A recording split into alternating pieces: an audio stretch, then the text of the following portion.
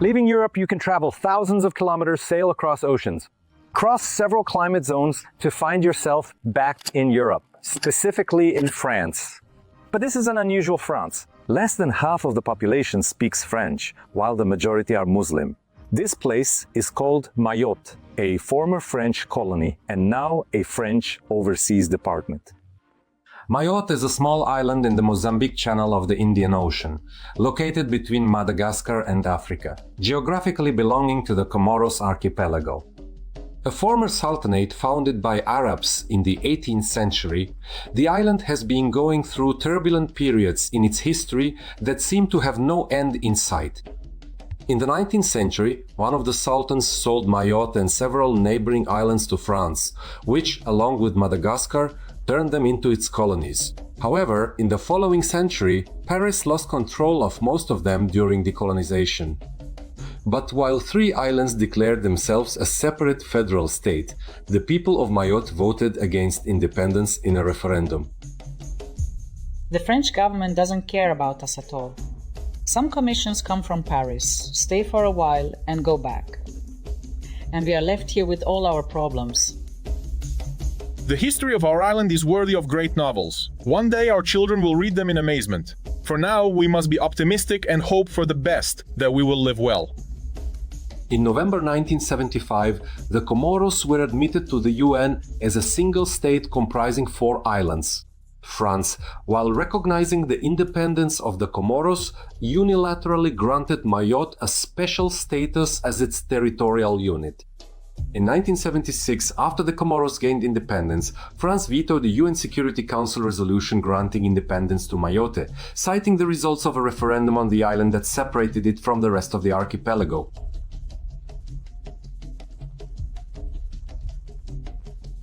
The referendum results were partly due to fears among Mayotte's inhabitants, especially local Christians, that the island would become part of an Islamic state, which was expected to be proclaimed in the Comoros. In the mid-20th century, when a real wave of independence swept through African countries, Mayotte was the only island in the region that voted to maintain French influence. And it was by a very slim margin of only 10% of the votes in favor. One can imagine the extraordinary efforts made by French officials, clergy, diplomats, and politicians to influence this figure and maintain French influence in the region. Today, the island of Mayotte, along with another island, Reunion, it's seen here as more of an experiment in introducing European values into the centuries-old African way of life. Mayotte finally gained departmental status 30 years later. Integration takes decades and costs hundreds of millions of euros. Becoming an overseas department of France brought about dramatic changes in the islanders' way of life. They had to give up a number of traditions that contradicted European norms, such as polygamy and traditional dress. Additionally, the powers of Muslim judges were significantly reduced. Officials from the Union of the Comoros were wary of the referendum in Mayotte, which effectively denied them the opportunity to create a single state out of all the Comorian islands. They accused France of continuing to pursue colonial policies in the region. The Comoros maintains its claim to Mayotte, considering it an integral part and one of the 4 autonomous islands of the Union of the Comoros. The UN holds the same view. We are now witnessing a veritable parade of anti-French demonstrations in Africa: Burkina Faso, Mali, Guinea, and Niger. France is rapidly losing its authority and influence in its former colonies. The reason is obvious: France has failed to adapt to the new geopolitical realities. This primarily means multipolarity and a multi-vector approach in relations with smaller countries, a complete failure of French diplomacy. There was a time from the 1960s onwards when decolonization was underway. They could have restructured. Now new times have come. Other influencers have arrived, like China. In fact, the transformation of the island into a department began several years before the referendum.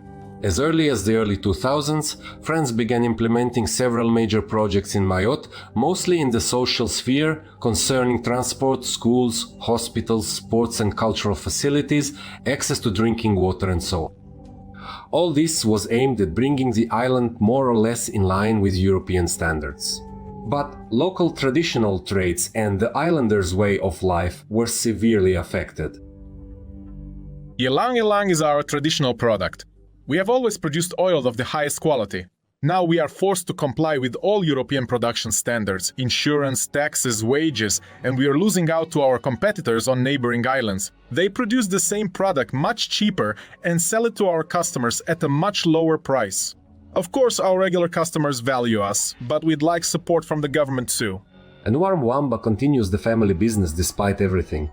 But he's forced to engage in parallel businesses to save the production of ylang ylang oil, a valuable product used in perfumery and cosmetology.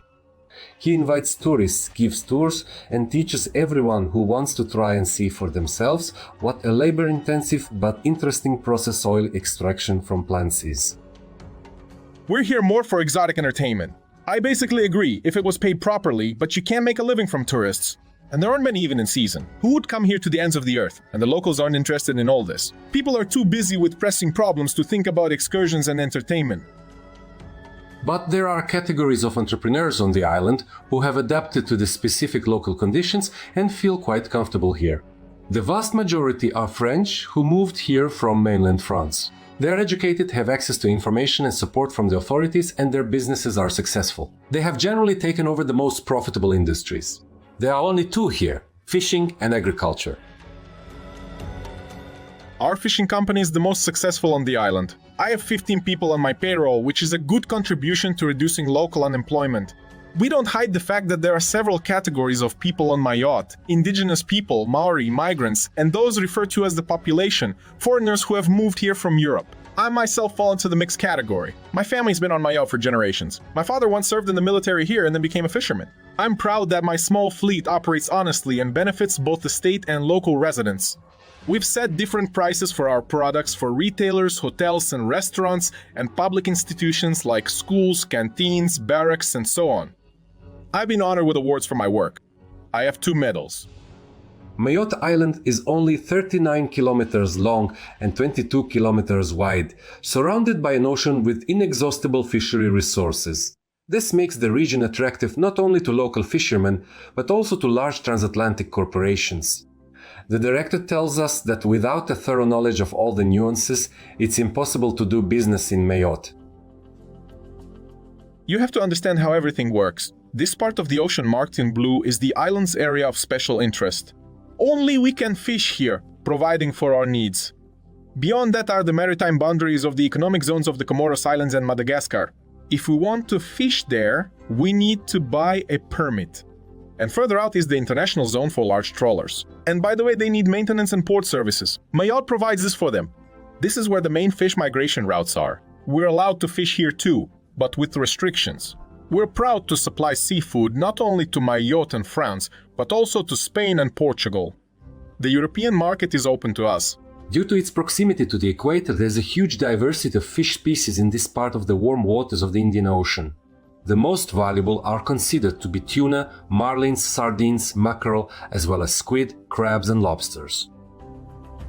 We're going further out into the ocean in the coming days. The peak fishing season is just starting now. The fishing is good. We're mainly catching squid. We set the nets with bait at night and collect them in the morning. I'm so glad I'm doing this. I've been living on Mayotte since 2001. I'm a qualified electrical engineer and I've tried different things. I was even a lawyer at one point.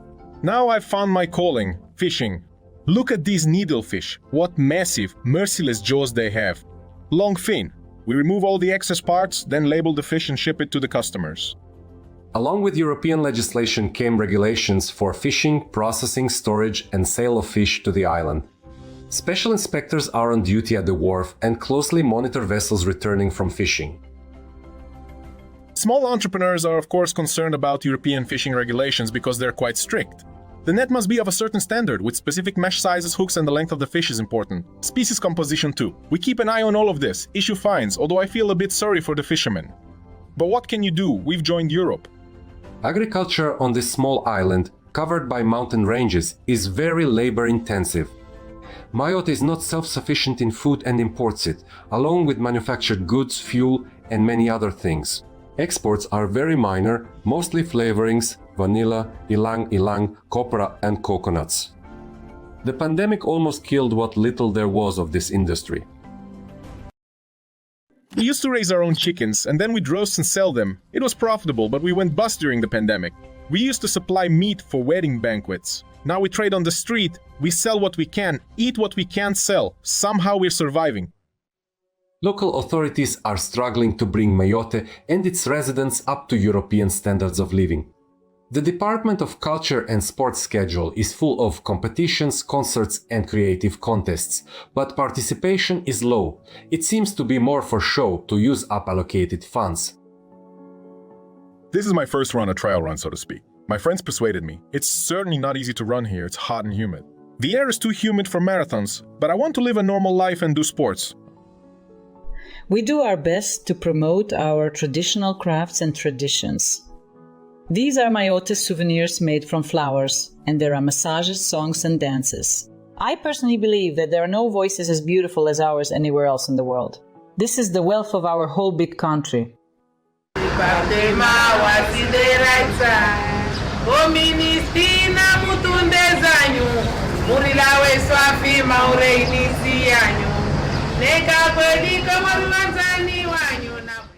However, most islanders don't care about sports festivals and beauty contests. Behind the facade of normal life, there are thousands of people living in real slums. Despite the fact that considerable funds are allocated and there are regular reports of poverty reduction. In reality, this is not true at all. Social problems remain difficult to solve in Mayotte. According to the French Institute for Social Research and Statistics, there is huge unemployment here. 77% of the population lives below the poverty line. 40% of the housing stock consists of shacks and huts, and 30% of the local population doesn't know what running water and sewerage are. In Mayotte, it's not even easy to convince a taxi driver to go to disadvantaged neighborhoods. They are mostly inhabited by illegal migrants, who in most cases don't even hope to obtain any official status or documents, but simply join the ranks of the unemployed, increase crime on the island, and live day to day. It's best not to come here in the evening. No one knows what goes on in these slums. The police don't come here. We saw what these people were like when they came out of their neighborhoods and started smashing everything. But I think the locals themselves provoke them. You shouldn't anger people driven to despair and poverty. These slums used to be far away, but now they're encroaching on the city, and there's no sign of the authorities addressing this problem. Social inequality combined with high birth rates and crime leads to constant tension between the local population and slum dwellers.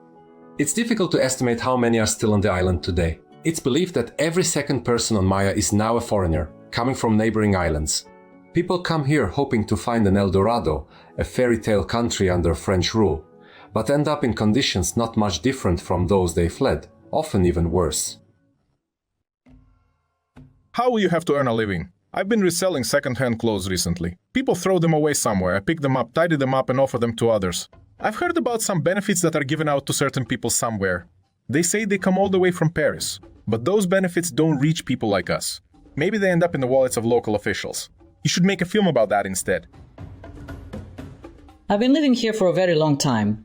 I have nowhere to go, I'm lonely, but here we all try to help each other. I know there's a different kind of life on the other side of the island, but here we live as best we can. To be honest, you're like aliens to us here. I don't know French. I have no need for it. Everyone here speaks Mahorian, and we live by our own rules, not the French way. Most migrants hope their children born here in Maya will be eligible for French citizenship. That's why there are many young people, children and pregnant women among the slum dwellers. They have to wait years for the official authorities to notice them while living in filthy, cramped ghettos where disease, crime and outbreaks of violence thrive. I'm very worried about my children. I have 2 girls, and my biggest dream is for them to go to school and leave this awful place when they grow up. I don't need anything for myself anymore, and I don't dream of anything. I live trying to feed my children and somehow not sink to the bottom. Though I think we're already at the bottom. According to the last census, Maya had 310,000 residents. While 5 years ago it was almost 100,000 less, and this is on an area of only 376 square kilometers. It thus has the highest population density in all of overseas France, as well as the highest birth rate growth. An average of almost 5 children per woman. So immigrants continued to arrive daily. The closest of the Comorian Islands and Juan is 70 kilometers from Maya. The distance isn't great by local standards, but the situation is complicated by the presence of a coral reef around the island. It's underwater and migrant boats snag on it, sinking, and people die by the thousands. It's no wonder that the ancient Arabs called Mayotte the island of death. According to official Comorian authorities, about 50,000 Comorians, mostly women and children, have died in these troubled waters in recent years. French authorities cautiously put the figure at 10,000. In any case, renowned diplomat and explorer Ahmed Thabet compared the sea separating Anjouan and Mayotte to the world's widest graveyard. Getting here is not enough, you have to survive. It's very scary living on Maya, though it's been a bit calmer lately. Or maybe I'm just starting to get used to it. Unlike many, I was lucky to get refugee status. I'm taking French language courses. I've been promised a job. There are actually many simple, peaceful people among the migrants who are used to working hard in life. Not everyone is causing trouble, but there's a lack of safety. The native Mahorians are far from delighted with the hundreds and thousands of their fellow islanders arriving from neighboring islands. They strongly urge local authorities to restore order and periodically confront the newcomers, often escalating into bloody clashes on the streets.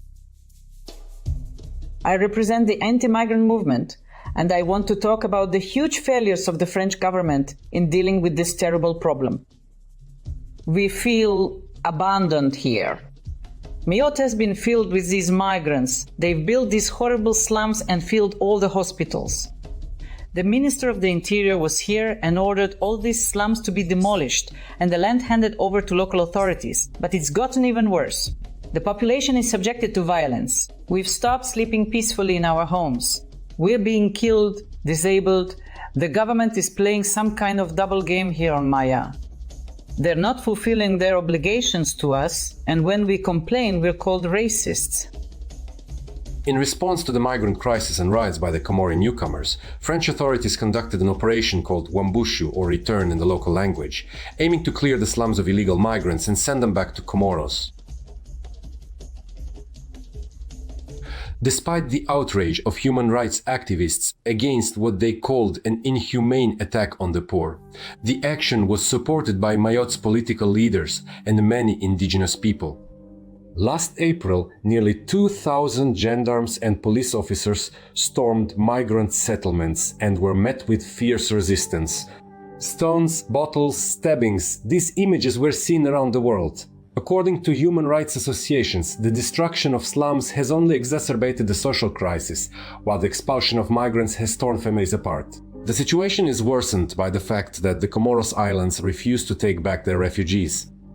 Minister Darmanin is known for his harsh anti-migrant rhetoric, and his words are always backed by action, as the inhabitants of Mayotte have seen. Many experts link this to the minister's possible move towards the French presidency in the upcoming presidential election year. But it's already clear that the people of Mayotte will be strongly opposed to such a candidate. According to the Le Monde newspaper, the situation in Mayotte has turned out to be a real trap for the French government. The only response to the chaos that prevailed on the island long before the police operation could have been a serious reaction at the political level, but this didn't happen. The journalists believe the crisis on the island cannot be ignored by the government, or the situation will worsen. The island's population has increased tenfold in 50 years, and 30% of residents have no documents at all. A disadvantaged and isolated island, lacking adequate social infrastructure, was bound to become a hotbed of violence. I'm furious with the government. They've abandoned us to our fate. Things only got worse after the special eviction operation. These thugs are angry and roaming the entire island looking for victims, and we are those victims. The military has left, so we don't go out after 7 p.m. or we'll be killed by gangsters. I was attacked on my way home from work. I filed a report, but it was all pointless. The state isn't responding, only urging us to be tolerant. We've become hostages to this situation. According to local National Assembly deputies, the authorities' failure to solve the migrant problem has turned the Mayotte department into a powder keg. In 2018, the crisis had already led to mass protests. The strike then paralyzed life on the island for nearly 2 months. One of the protesters' symbols was the French flag, and their demands included more attention and investment from Paris. But the protests in Mayotte aren't like the anti-French demonstrations in mainland France, and the authorities don't know how to handle them. Many here benefit from the migrant situation. It's cheap, almost free labor. Locals ruthlessly exploit them, and then when the arson and looting starts, they run to us to complain.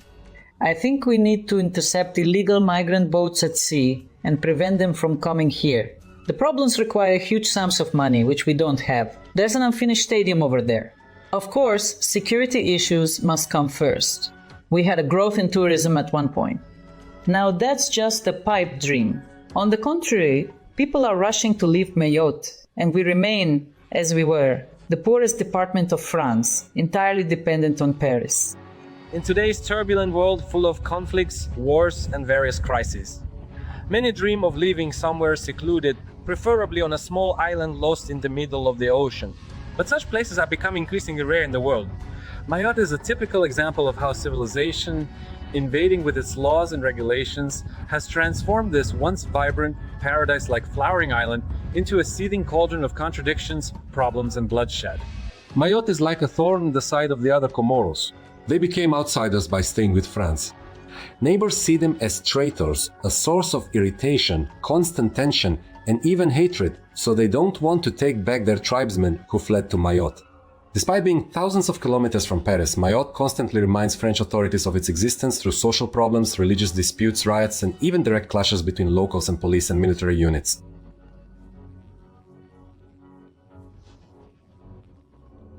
Look at my arm, I was attacked, they barely managed to stitch it up. This is a scar from a knife. These migrants attack in broad daylight, assaulting students and school children, robbing bars. We send our children to school not knowing if they'll return. I saw a dead woman in the water here and a severed arm nearby. After a series of restrictions and even bans imposed by Paris on Muslim communities, Mayotte doesn't expect anything good from President Macron's recent appointment of Gabriel Attal as French Prime Minister. As Minister of Education, he had already made a name for himself in the Muslim world by banning the abaya in French schools. The traditional floor-length dress, worn over clothes in Arab countries, was very popular in Mayotte. Nevertheless, they had to comply, and now the island's mosques are anxiously awaiting the government's next steps in this direction. The main thing we're calling for now is tolerance. Islam has been practiced in Mayotte for centuries, but now followers of other religions are arriving, and we all need to learn to coexist peacefully with each other on this small island.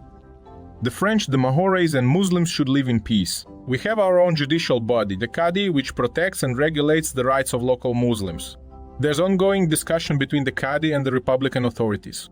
What's been happening on our island lately is diabolical. All these times of clashes and violence, the spirit of tolerance comes from the Almighty. And that's what we teach our people here.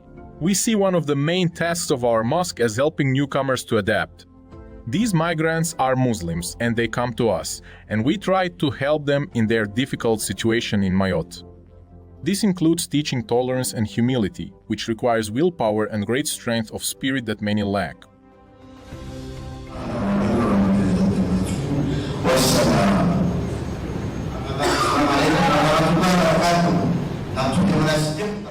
Analysts warn that Paris' efforts to entrench itself in Mayotte to counter Iran's and China's growing influence in the region may face new challenges. Despite the rivalry and even enmity between the Mahorais and the rest of the Comorians, they nevertheless remain a united people with kinship ties as well as a common language, religion and culture. Therefore, Mayotte faces a difficult path in the near future, one that can't be resolved by military operations. Incidentally, the center-left press has already called Operation Wambushu a complete failure. And a gift to the right. Among those who hold a French passport on the island, 66% support Marine Le Pen, meaning they hold extreme right-wing radical views. The popularity of Le Pen's National Rally Party is consistently and significantly higher than that of incumbent President Emmanuel Macron's party. And not just in Mayotte, but throughout France. After the island became an overseas department, the French government set a 25-year transition period for Mayotte's gradual integration into the European legal, legislative, and socio-economic system. Progress is slow, with half the deadline already passed. However, France's military and political presence in the region is strong, keeping neighboring islands and states in constant tension. The situation in Mayotte serves as a sobering example for neighbors who are already displeased with Paris's treatment of them. This primarily concerns the Caribbean islands of Martinique and Guadeloupe, while voters in the Pacific archipelago of French Polynesia recently gave a pro-independence party the majority in the Regional Assembly.